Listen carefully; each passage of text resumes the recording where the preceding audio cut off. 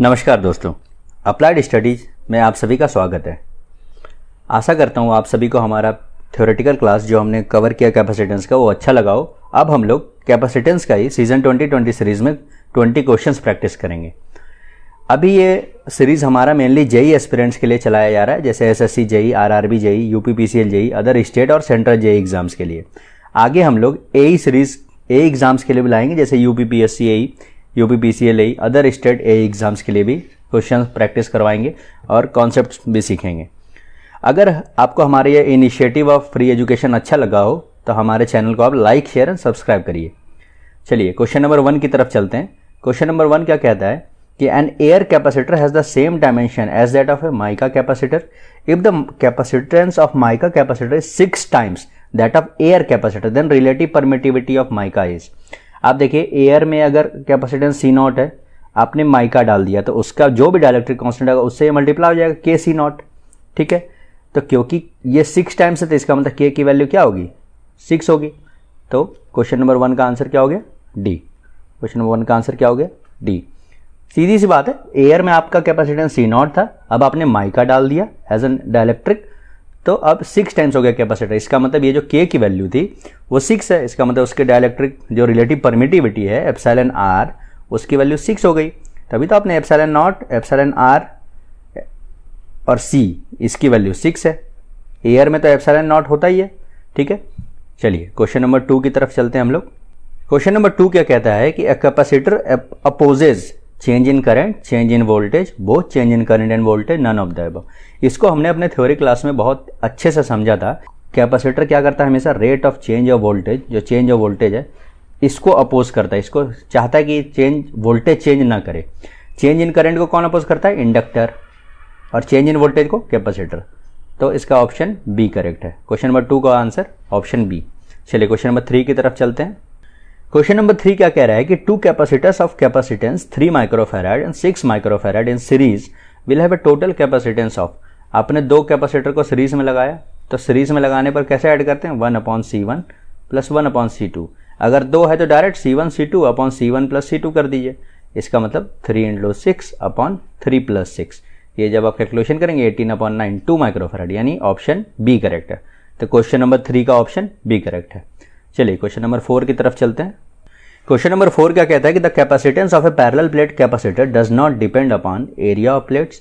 देखिए कैपेसिटेंस होता है क्या, epsilon not a upon D.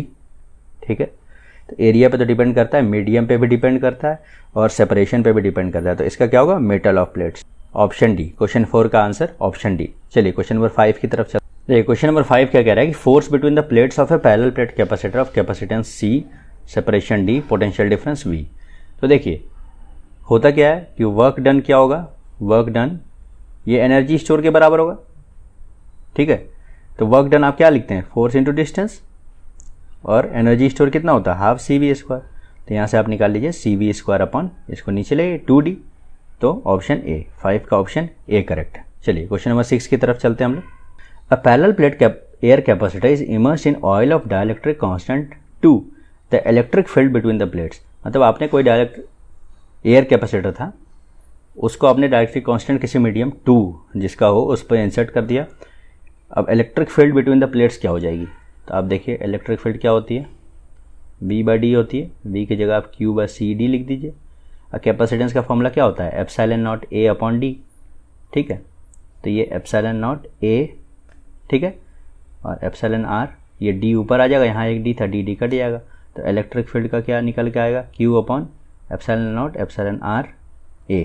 ठीक है, आपने क्या किया, पहले केवल एप्सिलॉन नॉट था, इसकी वैल्यू 1 थी। अब एप्सिलॉन R आपने क्या किया, इसकी वैल्यू आपने बढ़ा दी, 2 कर दी।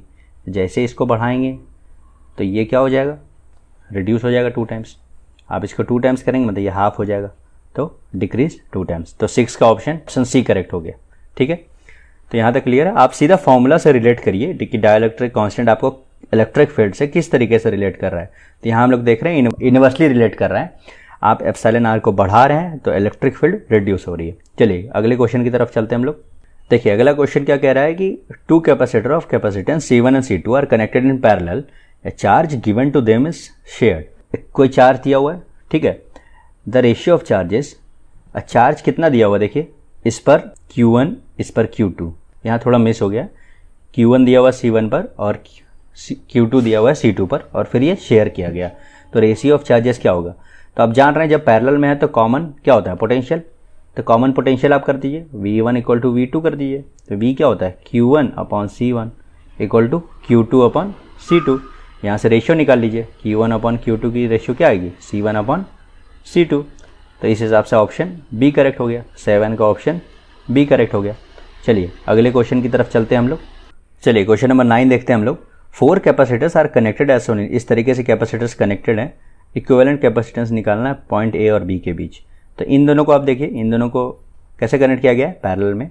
तो पैरेलल में मतलब 12 और 12 सम हो जाएगा, पैरेलल में इक्विवेलेंट कैपेसिटेंस कैसे निकलेगा, 12 + 12 24 हो जाएगा। फिर ये 14, ये 14, ये 24, ये 14, ये 14, ये 24, ये 14, ये कैसे हो गए, सीरीज में हो गए। ठीक है, तो इनको बस अब ऐड कर लीजिए, 1/14 + 1/24 + 1/14, ये 1/c। जब इसको आप सॉल्व करेंगे तो 5.4 माइक्रोफैरड, यानी ऑप्शन बी आएगा। क्या आएगा, 9 का ऑप्शन बी करेक्ट है। ठीक है, बस ये सिंपल कैलकुलेशन है, इसको आप पैरेलल को सॉल्व कर लीजिए पहले और फिर बाकी सीरीज में आ गए। ठीक है, चलिए अगले क्वेश्चन की तरफ चलते हैं हम लोग। The empty space between the plates of a capacitor is filled with a liquid of dielectric constant के, द कैपेसिटेंस ऑफ कैपेसिटर। हमने देखा था कि अगर एयर में कैपेसिटेंस क्या है C0, अब आप उसमें कोई डाइलेक्ट्रिक लगा देंगे, डाइलेक्ट्रिक इंसर्ट करेंगे जिसका डाइलेक्ट्रिक कांस्टेंट है K, तो कैपेसिटेंस कैसे हो जाएगा KC0, increase by factor of K। अच्छा, इंक्रीज ही क्यों, क्योंकि एयर का 1 होता है और बाकी सारे डाइलेक्ट्रिक कांस्टेंट जो है वो K > 1 होती है, तो ये KC0 ये increases by factor of K, तो 10 का ऑप्शन ए करेक्ट है। चलिए अगले क्वेश्चन की तरफ चलते हैं हम लोग। देखिए क्वेश्चन नंबर 12 क्या कहता है कि 64 drops of radius R combined to form a bigger drop of radius capital R। मतलब आपने 64 ड्रॉप्स हैं छोटे छोटे, उसको कंबाइन करके बड़ा ड्रॉप बना दिया, तो वॉल्यूम सबसे पहले बराबर कर लीजिए, 64 और स्मॉल ड्रॉप्स की वॉल्यूम क्या होगी 4/3 पाई R3, बड़े वाले की वॉल्यूम क्या है 4/3 पाई कैपिटल R3, तो 4/3 पाई 4/3 पाई कैंसिल कर दीजिए, क्या बचा 64 R³ equal to capital R³, तो यहाँ से कैपिटल R क्या निकला, ये तो 4 का क्यूब है, 4R निकल गया। तो ये एक रिलेशन हमें निकला कि कैपिटल R बराबर 4 स्मॉल r।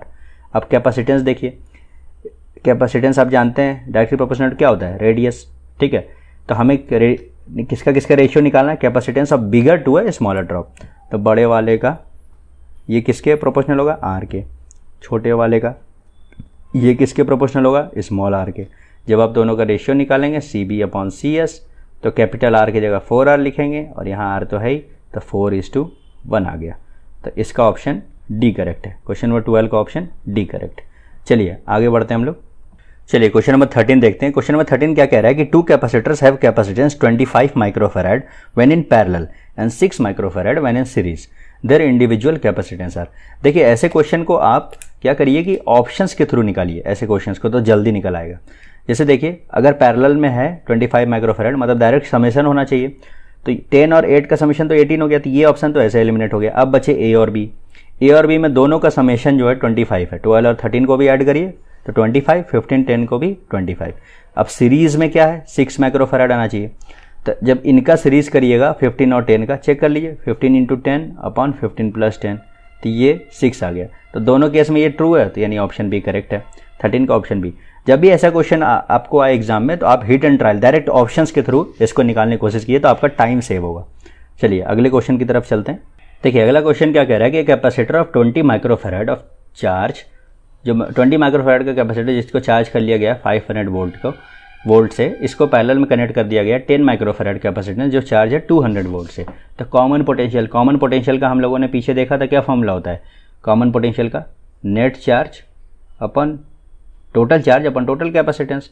टोटल चार्ज को आप क्या लिखेंगे, टोटल चार्ज को आप लिखते हैं V = C1V1 + C2V2 upon C1 + C2। आपको सारी वैल्यू पता है, C1 की जगह 20 माइक्रोफैराड, V1 की जगह 500 वोल्ट। देखिए आप V क्या लिखेंगे, C1 है 20, ये 500 V1 प्लस C2 है 10, ये 200 अपॉन C1 प्लस C2 मतलब 20 प्लस 10। ये माइक्रो को 10⁻6 मैंने इसलिए नहीं लिखा है क्योंकि ऊपर नीचे दोनों जगह कॉमन लेके 10⁻6 एलिमिनेट हो जाएगा। जब आप इसका कैलकुलेशन करिएगा तो ये 400 वोल्ट ऑप्शन आ जाएगा। तो जो कॉमन पोटेंशियल डेवलप हो रहा है वो कितना हो रहा है 400 वोल्ट। तो इसका ऑप्शन सी, 14 का ऑप्शन सी करेक्ट है। चलिए अगले क्वेश्चन की तरफ चलते हैं हम लोग। तो क्वेश्चन नंबर 15 क्या कह रहा है कि which of the following does not change when a glass slab is introduced between the plates of A charge parallel plate capacitor. Charge parallel plate है मतलब कोई चार्ज होगा Q, अब ग्लास स्लैब है तो क्या बदल जाएगी, डाइलेक्ट्रिक कांस्टेंट जो है बदल जाएगी। ठीक है, तो एनर्जी भी डायरेक्टली कांस्टेंट पर डिपेंड करती है, कैपेसिटेंस भी epsilon R A by D पे डिपेंड करता है, एप्सिलॉन आर पर। इलेक्ट्रिक फील्ड इंटेंसिटी भी, तो क्या डिपेंड नहीं करता है ए, तो ये चेंज नहीं होगा। 15 का ऑप्शन ए। ठीक है, चलिए अगले क्वेश्चन की तरफ चलते हैं हम लोग। देखिए अगला क्वेश्चन 16 क्या कहता है कि capacitor of 1 microfarad is charged to a potential of 50 volt, it is now connected to an uncharged capacitor of capacitance 4 microfarad. तो सबसे पहले देखिए ये तो कैपेसिटर हमारा चार्ज है, इस पर चार्ज कितना है Q equals to CV, Q1 कितना है मतलब 1 × 50 माइक्रो कूलम Q1 पर चार्ज है। जैसे ही इसको आप एक अनचार्ज कैपेसिटर से कनेक्ट करेंगे तो ये अपना चार्ज तुरंत डिस्ट्रीब्यूट कर लेगा, इस तरीके से डिस्ट्रीब्यूट कर लेगा। ठीक है, कैपेसिटेंस के हिसाब से ये डिस्ट्रीब्यूट कर लेगा। ठीक है, तो देखिए क्वेश्चन नंबर 16 क्या कहता है, capacitor of 1 microfarad is charge to a potential of 50 volt, it is now connected to an uncharged capacitor of capacitance 4 microfarad, common potential. देखिए तो इस पर चार्ज इनिशियली कितना स्टोर है 50 माइक्रोकूलम का, Q इक्वल टू CV। ठीक है, अब ये अनचार्ज कैपेसिटर है तो जैसे आप कनेक्ट करेंगे दोनों को तो क्या करेगा, ये अपना चार्ज डिस्ट्रीब्यूट कर लेगा। नेट चार्ज अभी भी Q टोटल अभी भी 50 माइक्रोकूलम ही रहेगा। इसी की ये Q1 जो है इस वाले कैपेसिटर के 1 माइक्रोफैराड वाले कैपेसिटर की चार्ज इस अपने कैपेसिटेंस रेशियो के हिसाब से डिस्ट्रीब्यूट हो जाएगी, लेकिन नेट चार्ज अभी भी ओवरऑल कितना रहेगा 50 माइक्रोकूलम। ठीक है, तो कॉमन पोटेंशियल का फॉर्मूला हम लोग क्या देखते थे, Q total upon total capacitance. Q total कितना है 50 और टोटल कैपेसिटेंस कितना है 4 + 1 5, तो 10 वोल्ट क्या हो गया, कॉमन पोटेंशियल डेवलप हो गया। तो 16 का आंसर क्या हो जाएगा, ऑप्शन डी करेक्ट है।